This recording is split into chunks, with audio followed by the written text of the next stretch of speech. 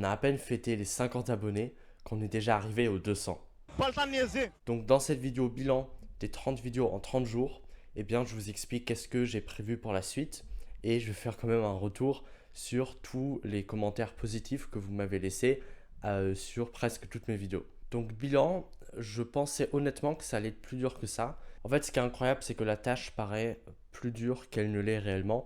Évidemment, ça a demandé du travail de faire autant de vidéos, mais pas autant que j'imaginais en fait. J'ai pu en fait gérer plusieurs choses à côté puisque j'ai optimisé le truc en faisant du tournage, par exemple de 5 vidéos en même temps, et puis ensuite de faire le montage de 10 vidéos en même temps et de les publier après.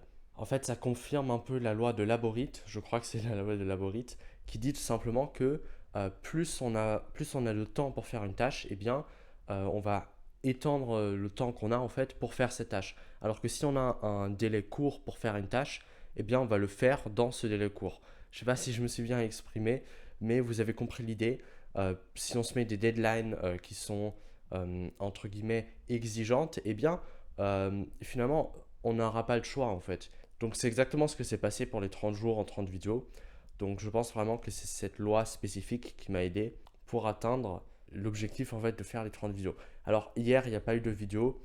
Je m'explique, j'ai publié un article que tu peux lire dans la description.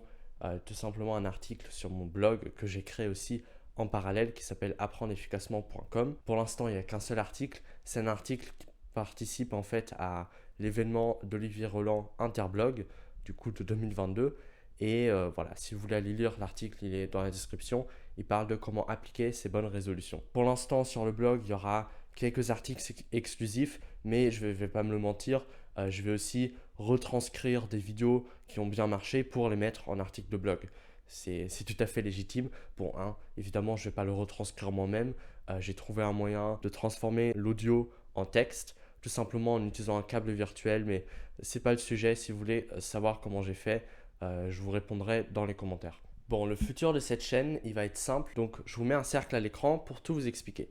Au centre, on a entre guillemets le cœur de cette chaîne YouTube qui sera encore le cerveau, comment apprendre efficacement, comment retenir ce qu'on lit, ce qu'on apprend, exploiter sa curiosité, en clair, devenir maître de sa propre instruction. J'aime bien cette idée de se créer son cursus parallèle aux études classiques. C'est-à-dire ce qu'on a besoin d'apprendre, eh bien, on ne va pas aller le chercher à l'école, mais on va le chercher dans des livres, on va le chercher dans des formations, dans des tutos. Donc en fait, se créer un cursus à la carte et comment le faire efficacement pour pouvoir avoir un avantage injuste, clairement, sur tous les autres qui se contentent par exemple de lire un livre, mais qui derrière ne retiennent rien. Et autour de ce cercle, eh bien, il y a des vidéos un peu plus hors sujet, mais qui vous font plaisir et qui me font plaisir également. Donc par exemple, ce sera la vidéo sur Idriss Aberkan qui a extrêmement bien marché.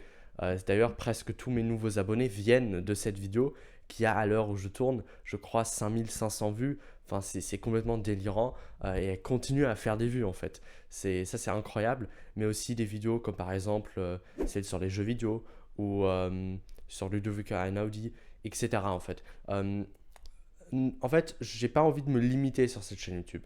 J'ai quand même envie d'avoir un pôle global qui est un peu le centre de gravité, mais de pouvoir me laisser le temps d'explorer parce que c'est également ce qui vous plaît le plus.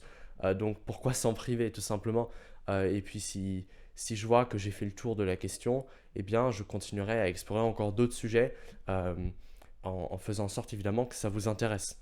Donc s'il y a des vidéos particulières qui pourraient vous intéresser, n'hésitez pas à le dire en commentaire.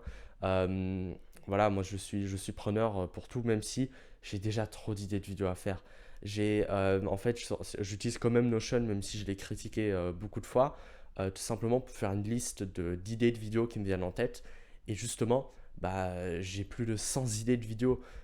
Donc, faudra carburer pour finaliser toutes ces idées-là. Mais évidemment, je suis preneur de toutes les nouvelles idées qui pourraient vous intéresser, des questionnements que vous avez, voilà, tout simplement. Et d'ailleurs, à ce sujet, j'ai une vidéo qui se prépare, qui va parler d'Idriss Aberkan et une autre sur Edward Snowden.